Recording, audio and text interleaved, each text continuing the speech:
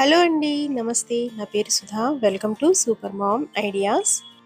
ఈరోజు మనం చేసుకోబోయే రెసిపీ టేస్టీ చికెన్ పిక్కల్ అండి. ఈ పిక్కల్ ఉంటే చాలు కర్రీస్ లేకపోయినా అన్నం మొత్తం దీంతోనే తినేయవచ్చండి. అంత టేస్టీగా ఉంటుంది. నేను ఈ పిక్కల్ని 2-3 మంత్స్కి ఒకసారి చేస్తూనే ఉంటాను. మా ఇంట్లో వాళ్ళందరికీ చాలా చాలా ఇష్టం అండి. చూస్తున్నారు కదా, చూస్తుంటేనే నోరూరిపోతుంది. టేస్ట్ అదిరిపోతుందనమాట. ఈ చికెన్ పికల్ మీకు 3 మంత్స్ వరకు నిల్వ ఉంటుందండి. చిన్న చిన్న టిప్స్ మనం పాటించాలి అంతే. మరి ఈ టేస్టీ చికెన్ పికల్ని ఎలా తయారు చేసుకోవాలో చూసేద్దాం పదండి. నేను 1/2 kg బోన్లెస్ చికెన్ తీసుకున్నాను.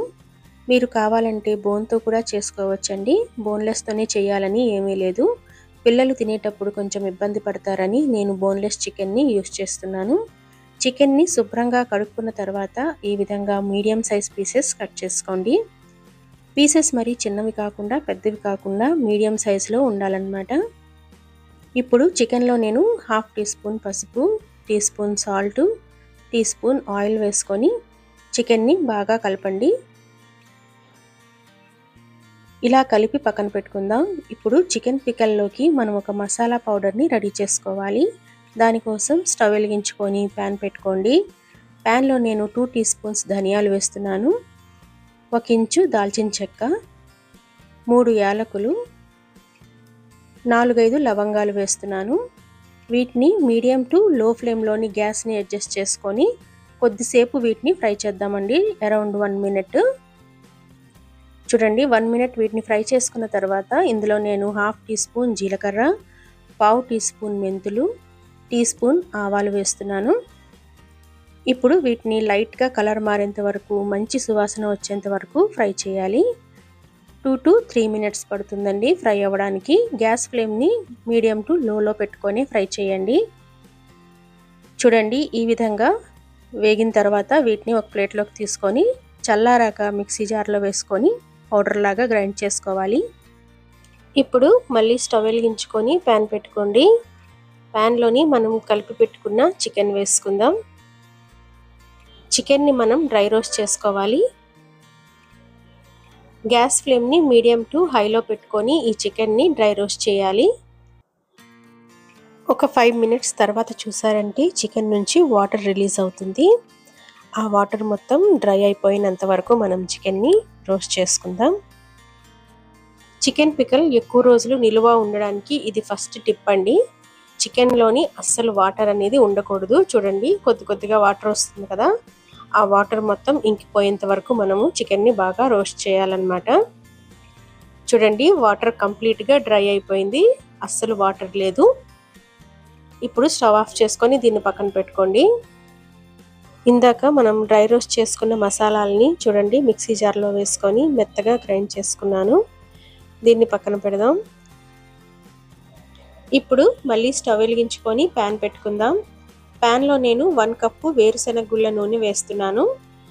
1/2 kg చికెన్ పికల్కి 1 కప్ ఆయిల్ అయితే కరెక్ట్గా సరిపోతుంది. ఆయిల్ వేడెక్కిన తర్వాత మనం డ్రై రోస్ట్ చేసి పెట్టుకున్న చికెన్ వేసుకుందాం. చికెన్ని మీడియం టు హై ఫ్లేమ్లోని బ్రౌన్ కలర్ వచ్చేంత వరకు ఫ్రై చేయాలి. దగ్గర 20 to 25 మినిట్స్ పడుతుందండి చికెన్ ఫ్రై అవ్వడానికి. నేను మీకు పర్ఫెక్ట్ మెజర్మెంట్స్తో ఈ చికెన్ పికల్ చేసుకోవడం చూపిస్తున్నానండి. మీరు కూడా ఇలానే ట్రై చేశారంటే మొదటిసారి చేసినా పర్ఫెక్ట్గా వస్తుంది.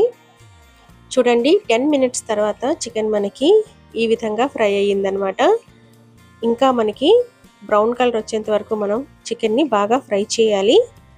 ఇది సెకండ్ టిప్ అండి. పికల్లోని చికెన్ని మనం బాగా ఫ్రై చేయాలి. అలాగని మరీ గట్టిగా అయిపోయేంత వరకు ఫ్రై చేయకండి. చూడండి, 20 మినిట్స్ తర్వాత చికెన్ మనకి ఇలా ఫ్రై అయ్యింది. ఇంకొంచెం ఫ్రై అవ్వాలండి చికెను. అల్లం వెల్లుల్లి పేస్ట్తో పాటు ఫ్రై చేసుకుందాం. ఇప్పుడు గ్యాస్ ఫ్లేమ్ని పూర్తిగా సిమ్లో పెట్టుకుందాం. నేను ఇక్కడ ఫ్రెష్గా తయారు చేసుకున్న అల్లం వెల్లుల్లి పేస్ట్ని యూస్ చేస్తున్నాను. మీరు కూడా అప్పటికప్పుడు ఫ్రెష్గా తయారు చేసుకున్న అల్లం వెల్లుల్లి పేస్ట్ని మాత్రమే యూస్ చేయండి. మార్కెట్ నుంచి కొన్నది అస్సలు యూస్ చేయకండి. ఇది థర్డ్ టిప్ అండి. అలా అయితేనే చికెన్ పికల్ మనకి మంచి టేస్ట్ వస్తుంది, నిలువ కూడా ఉంటుంది. నేను ఇక్కడ 2 స్పూన్లు అల్లం వెల్లుల్లి పేస్ట్ యాడ్ చేశాను. అల్లం వెల్లుల్లి పేస్ట్ లైట్ బ్రౌన్ కలర్ వచ్చేంత వరకు ఫ్రై చేద్దాం. చూడండి, అల్లం వెల్లుల్లి పేస్ట్ కలరు ఈ విధంగా మారితే సరిపోతుంది. ఇలా వేగాలన్నమాట. ఇప్పుడు మనం గ్రైండ్ చేసి పెట్టుకున్న మసాలా పౌడర్ వేసుకుందాం.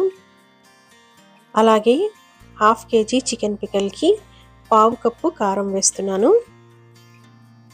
అలాగే 1/2 కప్పుకి కొంచెం తక్కువ సాల్ట్. ఎందుకంటే మనం మొదట్లో చికెన్ కలిపేటప్పుడు టీ స్పూన్ సాల్ట్ వేసుకున్నాం కదా, ఆ సాల్ట్ని మైనస్ చేసి ఇక్కడ సాల్ట్ యాడ్ చేయండి. ఇప్పుడు వీటన్నిటిని బాగా మిక్స్ చేసుకున్న తర్వాత స్టవ్ ఆఫ్ చేసుకొని పికల్ని కంప్లీట్గా చల్లారనివ్వండి.